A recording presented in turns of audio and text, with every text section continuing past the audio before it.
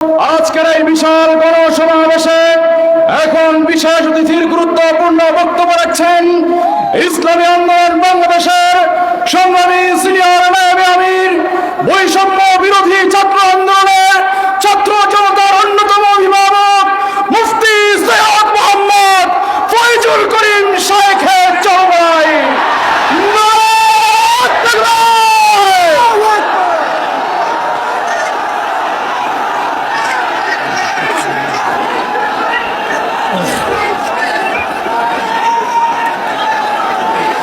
আসসালামু আলাইকুম ওয়া রাহমাতুল্লাহি ওয়া বারাকাতুহু।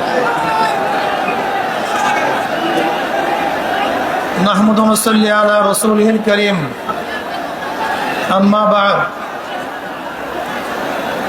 আউযু বিল্লাহি মিনাশ শাইতানির রাজীম। বিসমিল্লাহির রাহমানির রাহিম। ওয়া তিলকাল আইয়ামু নুদাবিলুহা বাইনান নাস। সাদাকাল্লাহুল আলিয়্যুল আযীম। اللهم صل على محمد وعلى آل محمد। ইসলামী আন্দোলন বাংলাদেশ কর্তৃক আয়োজিত আজকে এই সমাবেশের সভাপতি আমাদের শ্রদ্ধাভাজন আমির হযরত পীর সাহেব হুজুর চরমনাই দামাত বরকাতুল আলিয়া, কেন্দ্রীয় নেতৃবৃন্দ সহ সকল স্তরের জনগণ ভাইয়ের আমার, বৈষম্য বিরোধী আন্দোলনের মাধ্যমে আমরা আবার স্বাধীনতা পেয়েছি। আপনাদের কথা মনে রাখতে হবে, আজকে যে ভূখণ্ডে দাঁড়িয়ে আছেন এই ভূখণ্ড কিন্তু একবার স্বাধীন হয় নাই। একবার আমরা ব্রিটিশদের বিরুদ্ধে আন্দোলন করেছিলাম স্বাধীনতার জন্য। সেই আন্দোলনের দাবি কি ছিল? ন্যায্য অধিকার। ব্রিটিশ মুসলমানদের বিরুদ্ধে, এদেশের মানুষের বিরুদ্ধে জুলুম অত্যাচারের ইস্তেমরার চালিয়েছিল।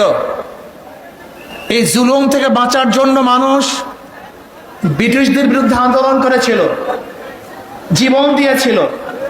আপনারা জানেন, চাকরি চর থেকে শুরু করে খায়বার পর্যন্ত এমন কোনো গাছ ছিল না যে গাছের মধ্যে একজন আলেমকে ফাঁসিতে ঝুলানো হয় নাই। লক্ষ লক্ষ মানুষ জীবন দিয়েছিল। এই বাংলার মধ্যে ৮০,০০০ মাদ্রাসাকে ভুলুণ্ঠিত করা হয়েছিল। দিল্লির মধ্যে ১,০০০ মাদ্রাসাকে নিচ্ছিন্ন করা হয়েছিল। হাজার হাজার লক্ষ লক্ষ মানুষ হিজরাত করতে বাধ্য হয়েছিলেন শুধু একটা আশায়, মানুষ শান্তি পাবে, মুক্তি পাবে। দেশ স্বাধীন হলো, ব্রিটিশ চলে গেছে, ভেবেছিলাম এবার মানুষ শান্তি পাবে, মুক্তি পাবে। কিন্তু না, আমরা দেখলাম মুসলমানদের বিরুদ্ধে ওরা আবারও ষড়যন্ত্র শুরু করেছে। মুসলমানদের অধিকার প্রতিষ্ঠিত হচ্ছে না, মুসলমান অধিকার পাচ্ছে না। আবার মুসলিম লীগের নেতৃত্বে এদেশের মানুষ আন্দোলন করেছিল, সংগ্রাম করেছিল মুক্তি পাওয়ার জন্য, শান্তি পাওয়ার জন্য, নিরাপত্তা লাভ করার জন্য। পাকিস্তান নামীয় একটা ভূখণ্ড আমরা পেয়েছিলাম, ভেবেছিলাম আমরা শান্তি পাবো, মুক্তি পাবো। পাকিস্তানের দুইটা অংশ, পশ্চিম পাকিস্তান, পূর্ব পাকিস্তান। এই পশ্চিম এবং পূর্ব পাকিস্তানের মধ্যে ১৭০০ কিলোমিটার ডিস্টেন্সের মধ্যে একই নামে দুইটা রাষ্ট্র ভাগ হয়ে, ভারত থেকে ভাগ হওয়ার কারণটা কি ছিল? একমাত্র অধিকার, একমাত্র শান্তি, একমাত্র মুক্তি। কিন্তু আমরা কি দেখেছি? পশ্চিম পাকিস্তানের লোক আমাদেরকে মুক্তি দেয় নাই, অধিকার ফিরিয়ে দেয় নাই। তারা বৈষম্যতা সৃষ্টি করেছে। চাকরি বড় চাকরি তাদের, ছোট চাকরি আমাদের, ভালো খানা তাদের, খারাপ খানা আমাদের। ভালো পড়বে তারা, খারাপ পড়বো আমরা। আবার মানুষ আন্দোলন সংগ্রাম করেছে বৈষম্যের বিরুদ্ধে, যে না, আমরা সাম্যতা চাই, আমরা প্রত্যেক অধিকার ফিরে পেতে চাই। এর জন্য দেওয়া হয়েছিল ৬ দফা, ১১ দফা, ১৮ দফা, ২১ দফা। মানুষের সেই দফার মধ্যে শুধু একটাই স্লোগান ছিল, আমরা মুক্তি চাই, শান্তি চাই। এই শান্তি পাওয়ার জন্য মানুষ আবারও অস্ত্র ধরেছিল, জীবন দিয়েছিল, রক্ত দিয়েছিল। মানুষ এদেশ থেকে বিদেশে পালাতে বাধ্য হয়েছিল শুধু একটা আশায়, মানুষ শান্তি চায়, মুক্তি চায়। দেশ স্বাধীন হয়ে গেল হাজার রক্তের বিনিময়, জীবনের বিনিময়, কিন্তু না, ৭৫ আমরা কি দেখলাম? আমাদের দেশের মানুষ যাদের নেতৃত্বে এদের স্বাধীন হয়েছিল তাদের বিরুদ্ধে আন্দোলন করেছে, সংগ্রাম করেছে। কারণটা কি? মুক্তি দিতে পারে নাই, মানুষের অধিকার ফিরিয়ে দিতে পারে নাই, বৈষম্যতা রক্ষা করতে পারে নাই, সাম্যতাকে প্রতিষ্ঠিত করতে পারে নাই। মানুষ আবারও আন্দোলন করেছে, আবারও সংগ্রাম করেছে। আন্দোলন করলাম, সংগ্রাম করলাম, সরকার পরিবর্তন করলাম। আজকে দেশের স্বাধীনতার বয়স 52 বছর। এই 52 বছরে যারা এদের শাসন করেছে তারা একজন শাসক ছিল না, সবাই শোষক ছিল। যারা 52 বছর এদের শাসন করেছে তারা জনগণের কল্যাণে কাজ করে নাই, নিজেদের দল এবং নিজের কল্যাণে কাজ করেছে। এই 52 বছর যারা শাসক ছিল তারা মানুষের অধিকার প্রতিষ্ঠিত করতে পারে নাই, বরং নিজের অধিকার প্রতিষ্ঠিত করেছে, নিজের দলের অধিকারকে প্রতিষ্ঠিত করেছে। এরপরে আবার আন্দোলন হলো, এই 24 সনে আন্দোলন হলো। আপনারা আন্দোলনে শরীক ছিলেন, মনে রাখতে হবে বৈষম্য বিরোধী আন্দোলনের ছাত্রদের প্রথম ভূমিকা ছিল।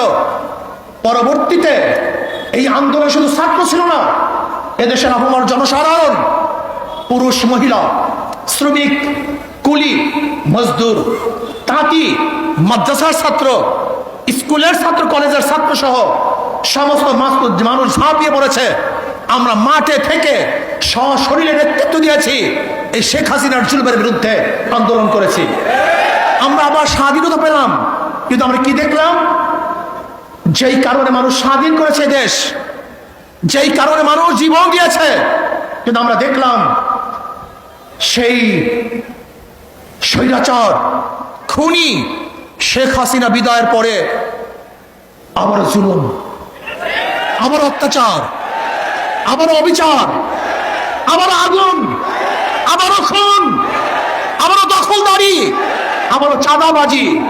না, এই কারণেই আবু সাইদ রক্ত দেয় নেই, এই কারণেই মুগ্ধ রক্ত দেয় নেই, এই কারণে আমাদের হাজারো সংগঠনের ছেলেরা জীবন দেয় নাই, এই কারণে এদেশের মানুষ বন্ধ হয় নাই, এই কারণে এদেশের মানুষ রাস্তায় ঝাঁপিয়ে পড়ে নাই।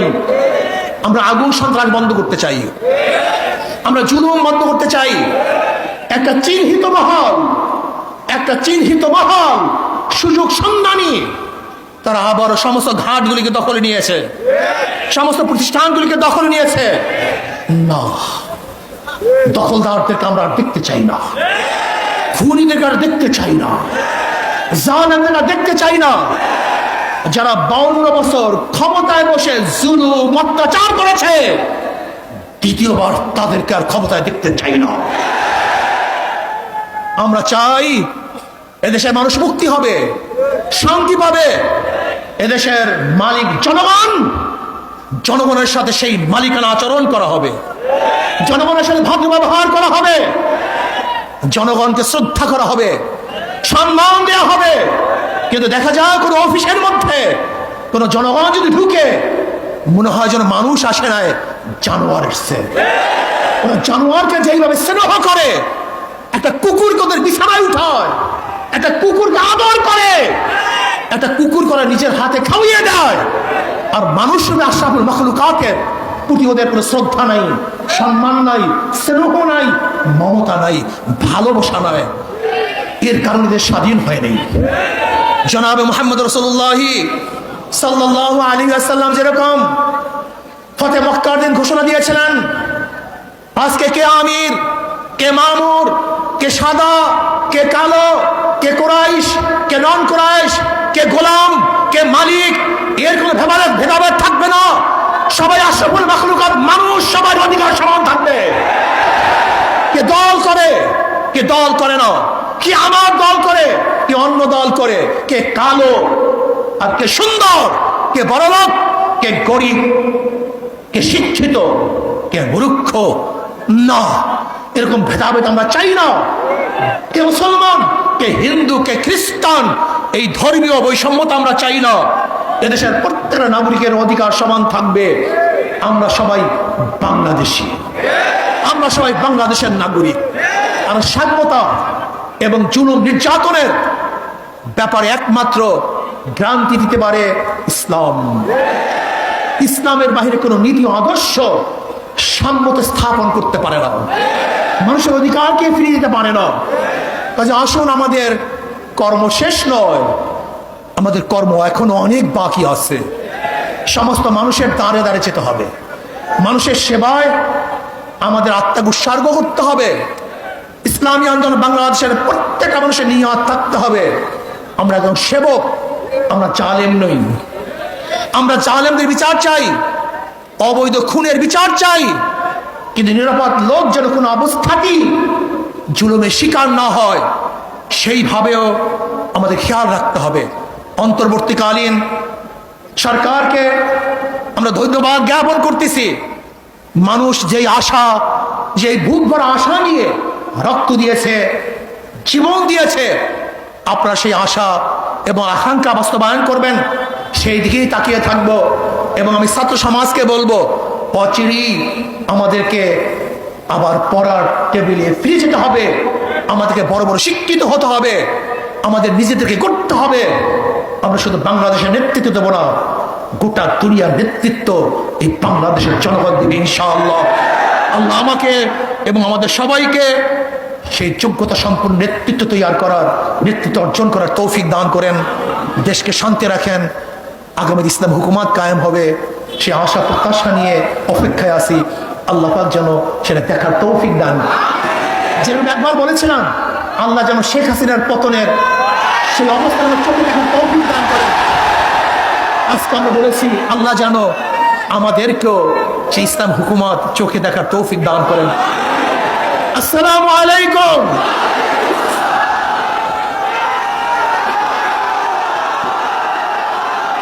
সমাবেত ভাই বন্ধুগণ,